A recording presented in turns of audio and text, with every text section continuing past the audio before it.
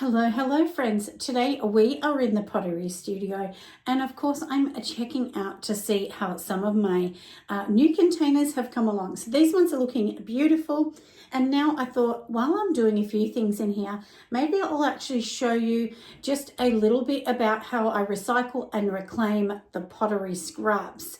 Now, it is recycling, but in the world of pottery, it's called reclaiming your clay. So I'm going to pop the camera around. I'm going to show you exactly how I do that. It's really easy, and that way you're not wasting absolutely anything. You can keep all the bits that you trim off the pot. So these beautiful pots have been trimmed all the way down, then of course popping the flour on. And if I have any extras, I can reclaim them. So let's turn the camera around and let's show you this process.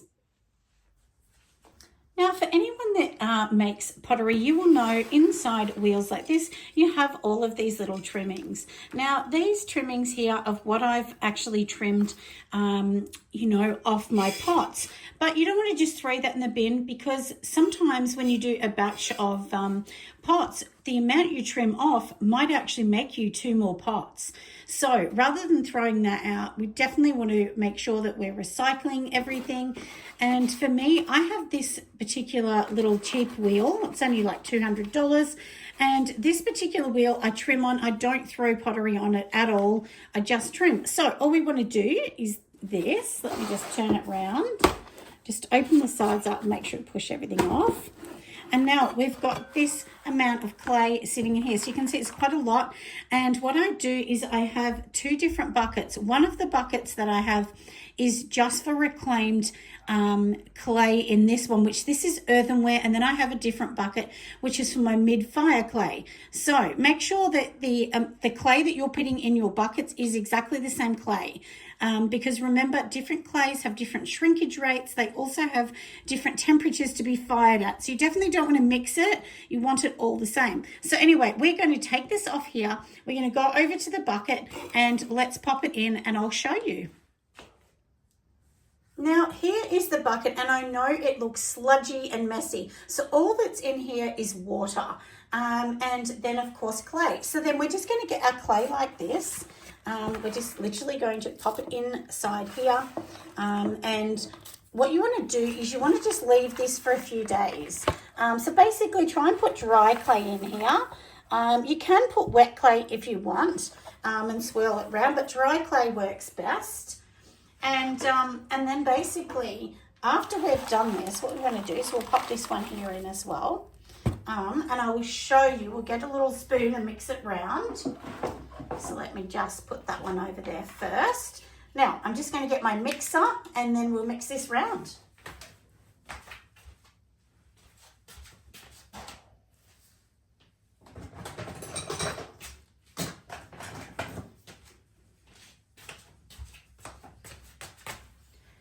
Basically, when I mix it, you can use a chopstick, anything. All I do is literally just pop it inside the water. You can see this is very sludgy, and that's fine. And so, because I've already taken some out here to actually put on the plaster bat, which I'll show you in a minute. So the whole idea of this is you want the clay that was hard to soften up in here. Once it's softened up, we can scoop this out and literally put it on the other side. And we're going to put it on a plaster bat, and then we can roll everything out. So we've done that bit there. Now we're going to take you over to the other plaster bat so that I can show you some clay that is already working over there. But I do actually have a separate bucket that we're trying to reclaim more clay in the mid-fire. So I'll take you over there. Let's have a look and I'll show you that one too. Now, no laughing, friends, because I know this looks like a messy business, which it definitely is.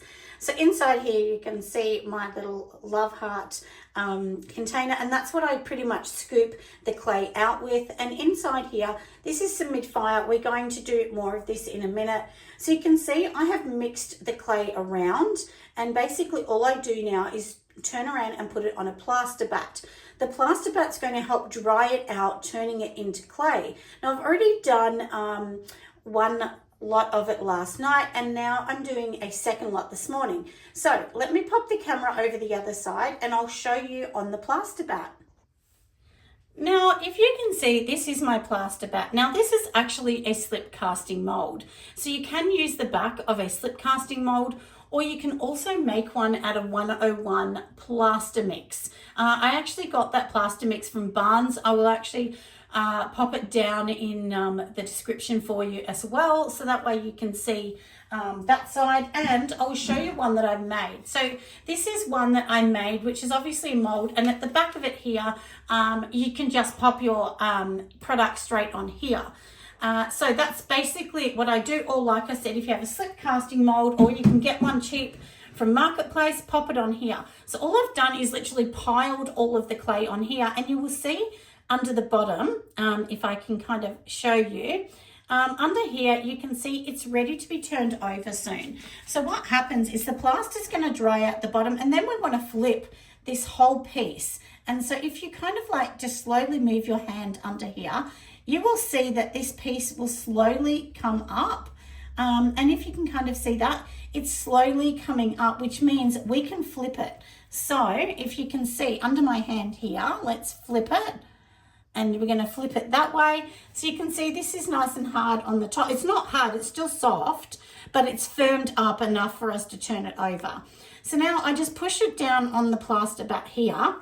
And this is literally all I do. I'll come back in a couple hours. That should be hardened up. And then what we're going to do is we're going to just make sure, you know, putting into a bowl or whatever you want to do.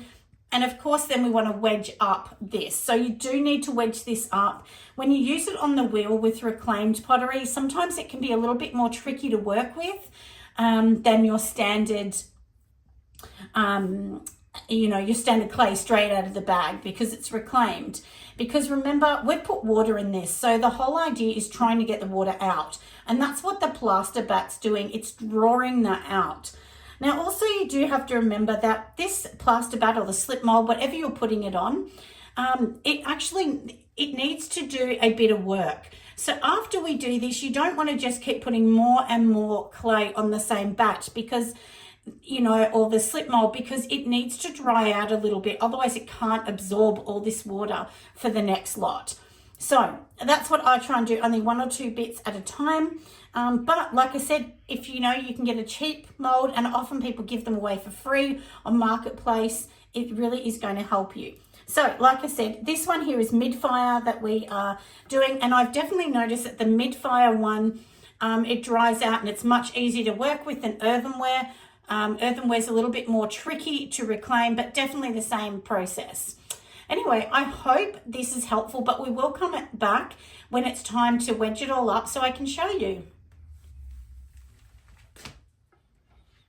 All right, we are back, everyone. So I have started just folding it, but you don't have to do that. Now, it is still squishy, so we could leave it longer, but I don't like to leave it longer. So all I'm doing is giving it a wedge. I'll try not to talk so I don't get puffed out. So we just want to wedge it up a bit. You know, you could wait a bit, but basically by wedging it up on the plaster is you're actually helping this also not to be as sticky. It definitely won't get as sticky because, you know, we're drying it out by moving it constantly. So take a bit of time to do this properly. And you can see it's not leaving anything on here. If it was leaving stuff everywhere, you'd know it's not time. So once you've done this, you can wrap it up in plastic, or, you know, you can divide it. Usually I use it straight away. So now, if you can see how I'm doing that, nothing's sticking. So we know it's pretty good. But because it's still a tiny bit sticky, I usually just leave it, and I'm going to leave it here for 20 minutes. Then I'll come and just divide it into the balls I want, and now it's ready to be used. So I hope you have enjoyed a little bit of insight on, you know, what we're actually doing with pottery, how we're reclaiming things. And once this comes off, you know, I can literally go and use that again for something else. But it has already done 2 lots of reclaiming. So I'm going to leave this plaster back for a few days. And in this room here, I do have a heater on. It's on 24 hours a day. It's on really, really low. And it's like an energy saver heater. So it's not really, I'm puffing out because I've been running back from the studio and from here. But anyway, you know what I'm talking about, everybody. We have done this. Hope that helps. Like I said, at the end of the day, I'm going to see you on the next one. Make sure you give me a like, a thumbs up, and all that good stuff. And don't forget, always ask me a question. I'm more than happy to answer your question straight away. See you next time. Bye.